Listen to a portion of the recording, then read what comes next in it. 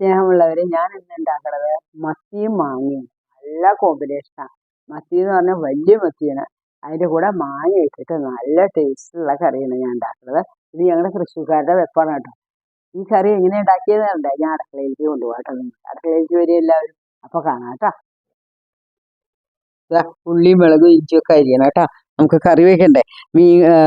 മത്തി കറി വെക്കാനാണ്, മത്തി മാങ്ങിയിട്ട് കറി വെക്കാനാണ്. അപ്പോൾ അത് തന്നെ ഉള്ളി ഇഞ്ചി പച്ചമുളകൊക്കെ അരിയ കേട്ടോ. നല്ലോണം പച്ചമുളക്, നിങ്ങൾക്ക് എരിവിനനുസരിച്ച് പച്ചമുളക് ഇട്ടോളൂ. ഞാൻ 2-3 കണ്ടിട്ടുള്ളൂ. ഇഞ്ചി ഇടണം, ഇഞ്ചി ഒരു ചെറിയ കഷ്ണം അരിയണം കേട്ടോ. കഴിഞ്ഞ് ഇട്ട് കഴിഞ്ഞിട്ട് എന്തുണ്ടാവണം, അതൊക്കെ ഒന്ന് തിരുമ്പി കൊടുക്കണം. ഒരു കഷ്ണം ഇഞ്ചി എടുത്ത് എന്നിട്ട് അത് അരിഞ്ഞിട്ട് നല്ലപോലെ ഒന്ന് തിരുമ്പി കൊടുക്കണം. ഒന്ന് നല്ല പോലെ യോജിക്കട്ടെ, അതിന് വേണ്ടിയിട്ടാണ് കേട്ടോ. ഈ മത്തിയൊക്കെ ഉണ്ടല്ലോ ഭയങ്കര ടേസ്റ്റാണ്, നല്ല പോലെ ഉണ്ടാക്കണേ.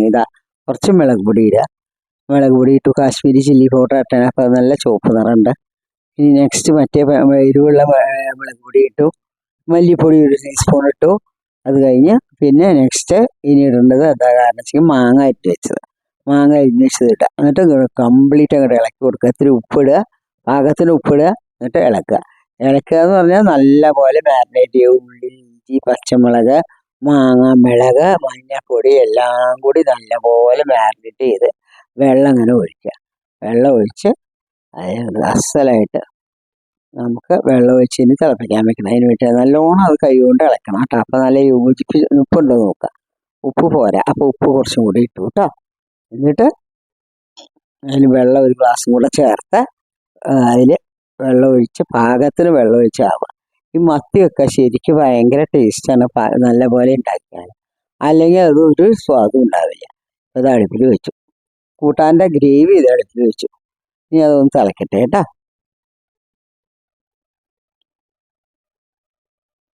തിളയ്ക്കാതെ നേരിട്ട് ചട്ടി ചൂടായി വരണ്ടേ.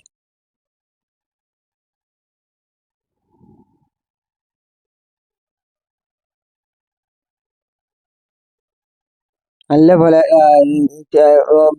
തിളച്ച് വരണേ ഉള്ളൂ. മാങ്ങ വേണമെങ്കിൽ കുറച്ച് നേരം എടുക്കും, അധികം നേരമൊന്നും വേണ്ട. എന്തായാലും ഒന്ന് അങ്ങോട്ട് തിളച്ചോട്ടെ നല്ല പോലെ. എന്നിട്ട് 2 കരിവേപ്പില ഇടുക, കുറച്ച് കറിവേപ്പില ഇട്ടോളൂ. നല്ല പോലെ ഒന്നും കൂടി തിളക്കട്ടെ. അപ്പോൾ അസലായിട്ട് തിളച്ചു തുടങ്ങി കേട്ടോ. നല്ല പോലെ തിളച്ചില്ലേ. ഇത് തിളച്ചപ്പോൾ ഇനി നമ്മളൊക്കെ എന്ത് ചെയ്യണം, മീൻ നുറുക്കി വെച്ചിരിക്കുന്ന മീൻ അരിഞ്ഞ് വെച്ചിട്ട് ഇടാം. മത്തി ഇടാം, മത്തി ഇടണം കേട്ടോ.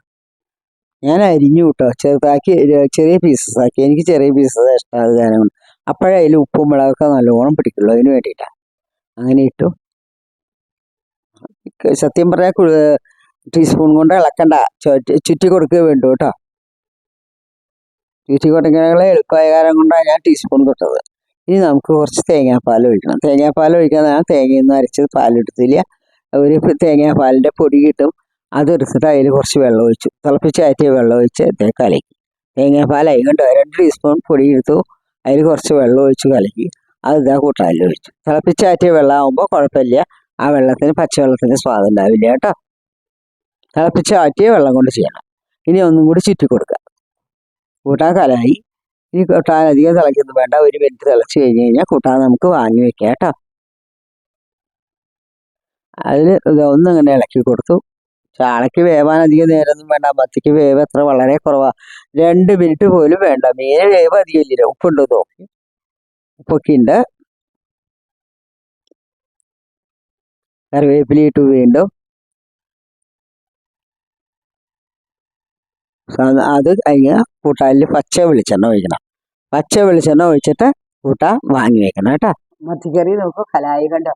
എത്ര ഈസിയാന്ന് നോക്കുക. ആദ്യം എല്ലാ ഉള്ളി ഇഞ്ചി പച്ചമുളകൊക്കെ അരിഞ്ഞിട്ട് മാങ്ങയും കൂടി ഞാൻ നല്ല പോലെ വെരുകി ഇഞ്ചി മല്ലിപ്പൊടിയും മുളക് പൊടിയും ഇട്ട് വെള്ളം നല്ലോണം തിളച്ചതിന് ശേഷം ഈ മത്തി ഇട്ടു. മത്തിക്ക് അധികം വേവില്ല, 2 മിനിറ്റ് 2 മിനിറ്റേ വേവും. Minimum maximum 5 minute. അതാ കഴിഞ്ഞപ്പോൾ എന്ത് ചെയ്തു, കുറച്ച് തേങ്ങാപ്പാൽ ഒഴിക്കുക. തേങ്ങാപ്പാൽ നിർബന്ധമൊന്നുമില്ല കേട്ടോ, തേങ്ങാപ്പാൽ ഒഴിക്കണമെന്നില്ല. അല്ലെങ്കിൽ തേങ്ങ അരച്ചൊഴിക്കാൻ എന്ത് വേണമെങ്കിലും, തേങ്ങയും ഉള്ളിയും കൂടി അരച്ച് ചേർത്താൽ നല്ല ടേസ്റ്റ്. അത് കഴിഞ്ഞിട്ട് തേങ്ങാപ്പാൽ ഒഴിച്ചു. എന്നിട്ട് നോക്കും, അതിൻ്റെ കറി കലായി. കരിവേപ്പിലയും വെളിച്ചെണ്ണയും ലാസ്റ്റ് ഇടുക കേട്ടോ. ലാസ്റ്റ് കരിവേപ്പിലയും വെളിച്ചെണ്ണ ഒഴിക്കുക. എന്താ കറിയുടെ പരി വായിൽ വെള്ളം വരുന്നു. നല്ല ടേസ്റ്റാണ് കേട്ടോ, ഭയങ്കര ടേസ്റ്റാണ്.